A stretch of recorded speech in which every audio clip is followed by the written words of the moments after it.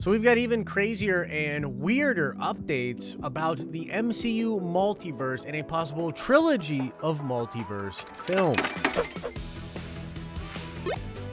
What's up, everybody? It's Josh. Welcome back to the channel. Smash that like button. Let's get right into this report. And there is a new rumor about what is happening with the multiverse for the MCU. I want to talk about that. I really want to dig into what I think is going to happen with the MCU multiverse and then what the DC multiverse is now going to look like in comparison. Okay, so this came out several days ago and it flew under the radar. This comes from Daniel Richtman, who I've been talking about quite a bit and is a very reliable Hollywood insider. It says here, Kirsten Dunst, Mary Jane, and Dane, Dehaan, Harry Osborn from The Amazing Spider-Man 2, and possibly more actors will be portraying their old characters in upcoming MCU projects. Now, we talked about this on the live stream this morning. Highly recommend you guys go check out the live stream straight from Nerd Ventures Towers. Those are awesome, and we really get a lot of good interaction. But we were sort of talking about this with everybody today, and I know there's some questions about this Daniel Richtman person, and there people want to know, like, hey, like, who is this guy? What has he gotten right? Well, Daniel's connected to a ton of different scoops. It's actually hard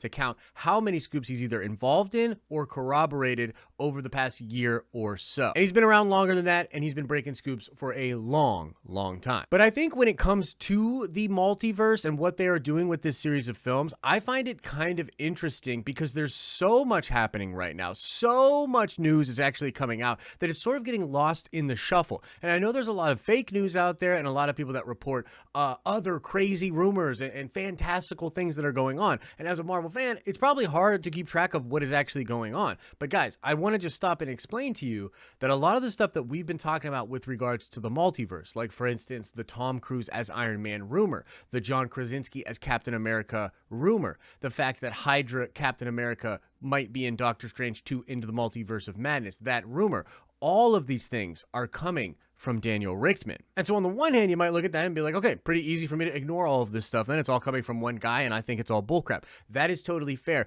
But you should check out the amount of people that are reporting Daniel's stuff. Daniel is so good as a source that he literally gets paid to give scoops to different companies and different websites that then go talk about his reports. And even then those reports get echo chamber affected by other websites that are in that same game because all of the best scoopers recognize that Daniel Richtman is a very good source. And another thing that comes from Daniel Richtman, but is corroborated by both Jeremy Conrad and Grace Randolph, is the fact that Kevin Feige and Marvel Studios have plans for a trilogy of multiverse movies, okay? And as for right now, it's actually not movies, it's Disney Plus shows and movies because WandaVision is being treated as the first part of this multiverse journey. The second part of it will take place in Spider-Man 3, which is the film seemingly getting Mary Jane, Kirsten Dunst, seemingly getting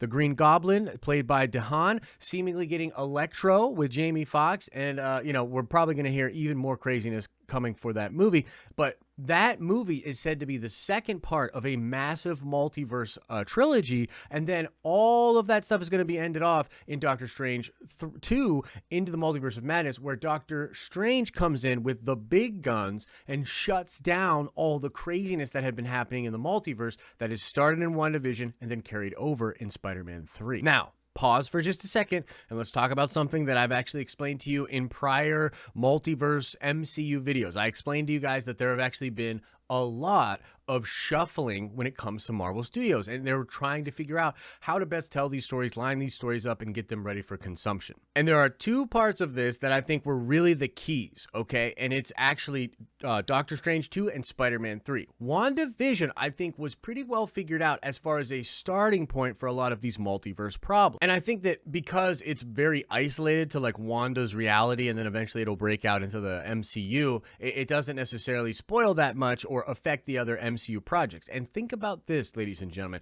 all the other projects coming out for the MCU before we get to Spider-Man 3 and the Doctor Strange 2 are films and stories that we think could take place very far away from whatever is set up as far as a multiversal problem in WandaVision. Black Widow is literally a prequel. Falcon and the Winter Soldier is literally happening just like on a street level with their kind of crime thing. The Eternals spans 7,000 years, and sure, there might be some multiverse stuff going on there, but I think they're dealing with a completely different problem as far as Crow, the Deviants, and the Celestials coming back to Earth, right? But still seemingly separate from a multiversal problem that is being set up in WandaVision. Even Shang-Chi looks to just basically be dealing with that martial arts tournament with the 10 rings and with Fin Fang Foom. So it's going to be separate than what's going on for the MCU, right? That was a big criticism of Phase 4, was that it didn't seem to be super relevant to what was actually happening in the MCU post-Endgame. It seems to be going in different directions. Well, that now appears to be intentional. And originally, WandaVision was going to just have the Doctor Strange come out next. Now, think about this. Doctor Strange 2 was originally going to be happening in May. And I think the original intention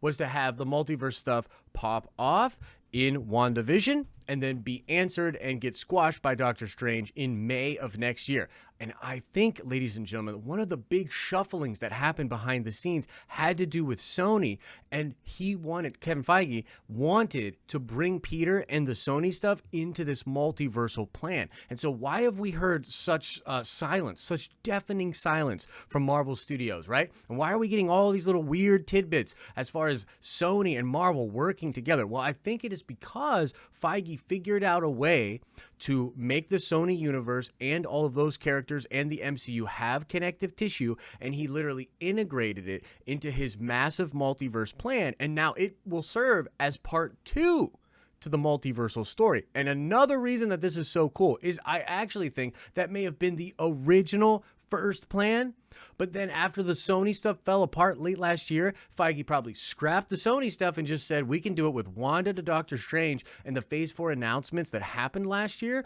were likely altered at the very end to give us the impression that that was always the plan. And then working out the minutia of that deal behind the scenes put Spidey back in that second part of it. Pretty interesting stuff. Now, the other side of this that's pretty wild is the fact that DC has already started their own multiverse attempts, and they were originally going to beat out Doctor Strange 2 in the Multiverse of Madness with the Flash movie. But now, because of delays, because of, what's going on in the world, you will not see the Flash movie, which appears to be the first attempt at doing the multiverse for DC. You will not even see that until you have seen the full trilogy of MCU multiverse films. Think about what that means. Once again, Feige getting the last laugh, upping his game in the face of the competition for DC. And you got to wonder, how much of the DC multiverse news did affect some of these new recent changes? I've heard that some of the new things with regards to Deadpool, with regards to Tom Cruise Iron Man and John Krasinski Cap, that those ideas were doubled down on directly because of what happened with the DC multiverse and the buzz that they are creating. That's why I always say competition is a good thing. It's great for comic book fans that DC and Marvel are trying to outdo each other, because in the end, we win no matter which one of them does a better job. We're the ones that enjoy the product, so it's awesome. But there you have it, guys. The newest updates, the things that have been slipping under the radar with regards to the MCU multiverse. And I just want to say again, I know there's a lot of craziness and fake news and whatever. If you want to know what's actually going on, subscribe to this channel. We keep it real over here, and we do our due diligence to try to vet different reports and the people that we bounce these reports off of. So if you're looking for the real stuff, subscribe to this channel. And now let's shout out Diego. Yes, indeed, it is Kahndaq that is the kingdom that Black Adam rules over. And now let's ask another nerd card question before we get out of here. I want to know what member of the Avengers is rumored to make an appearance in the Black Widow movie. If you like this video, make sure you drop a like on it. If you're not subscribed to this channel, what are you thinking? Subscribe so you don't miss any video. If you're enjoying the content over here, you will absolutely love the live streams we do straight from Nerd Avengers Tower, Monday through Friday, starting at 10 a.m. Eastern Standard Time. As I always say, I hope you're having an awesome and a nerdy day, and I'll see you in the next video.